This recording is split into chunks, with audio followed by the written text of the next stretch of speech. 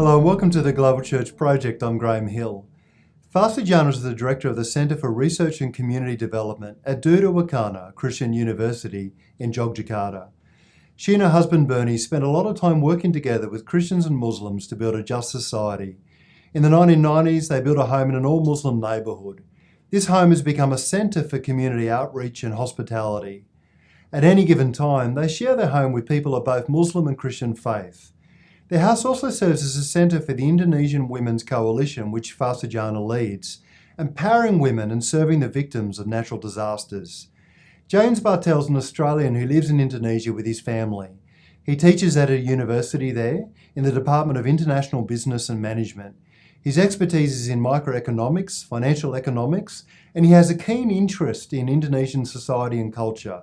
He's passionate about discovering fresh approaches to cross-cultural witness.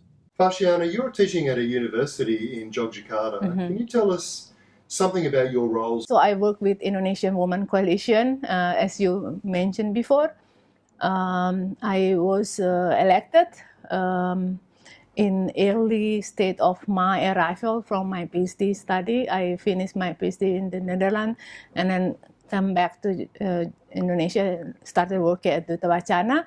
So they pick up me as a head for Indonesian consortium in the district area in Sleman for 6 years, 2 periods, and then they elected me to be the head of province secretary for 4 years. So I served for Indonesian Women Coalition for 10 years. So what happened now, I have been involved in narrating and analyzing what was happening in Indonesian women to make a change in our society.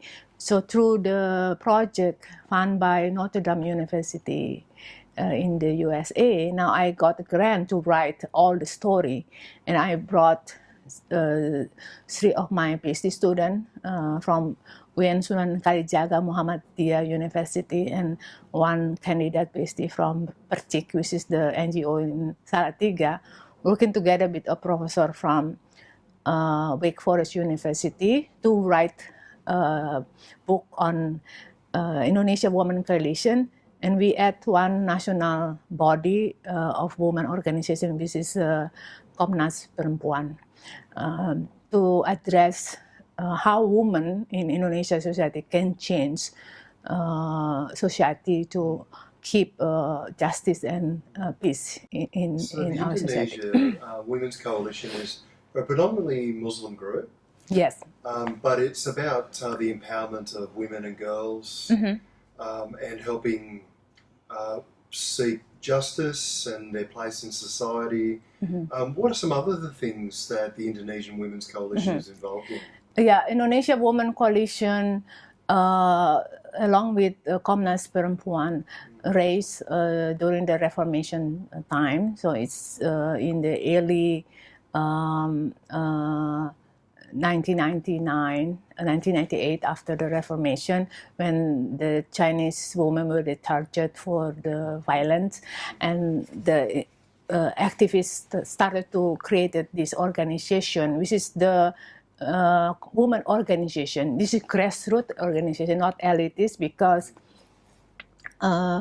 what happened during the new order of regime, Suharto regime, woman has been served the government as a servant. A woman was not put, according to Indonesian woman understanding now, was not put in the right place for also taking leadership in the society. So the new component that Indonesian women bring into the agenda of the public service in the Indonesian society is the woman leadership, which is sometimes it's questionable from the religious perspective, because woman is not seen as a leader in many religious body. But this is the agenda that woman has to bring the problem of women into the public policy. So since the Indonesian women created this organization, many women in the grassroots started to involve in that, and they gain a lot of skill because they are trained to be leader from the grassroots. It's very interesting. So I'm writing book about this process and how womanhood has been interpreted and has been challenged by religious perspective as well, and how the woman from the religious body has been thankful for Indonesia Women Coalition, because it actually empowered a woman for present what has not been acknowledged in the religious teaching, for example, about multiculturalism, for example, how you can live together and trust is ordered. You're planning on writing a book together, I think. So can you tell us something about the book? One of the things that it is it's a dialogue. And it starts off with the understanding that that a lot of mission in Indonesia is about us and them, when it really should be just about us. And when I mean about us, it means all of Indonesia. So the book is, I mean, it's one of those moving titles, but I think we're pretty close to saying it's all about a new paradigm of mission in a multi-ethnic, multi-race, multi-religion Indonesia. So what does that mean? Not just for Christians, but for Muslims, for people who have used the indigenous faith in Indonesia. What does that actually mean to them? So what are your thoughts about how we might open up a dialogue between Christians and Muslims? What I understand as a dialogue is the bringing the opportunity for Muslim and Christian work directly to address what the concern happen in the society. And what role do retreats play? And when we did the retreat, people question, have we free by religion? It was a Muslim Ustad question, and he started to understand actually religion has still trapped us, because we are trapped by by the language that we didn't understand actually the meaning of that.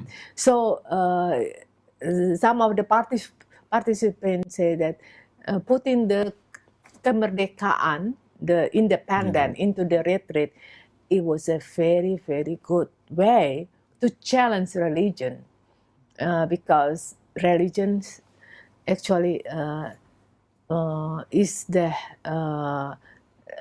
is the challenge, hambatan, is the problem for getting the freedom. It was some reflection come out, and also in the reflection they can see how God used nature and the life of our society, ourselves, to be free, because it was happened. The retreat was done in the forest, and we learned from the thick leaf, how the thick leaf become old, but it has a beauty, and it's and the facilitator took that leaf and say, "Can you see yourself within the leaf structure?"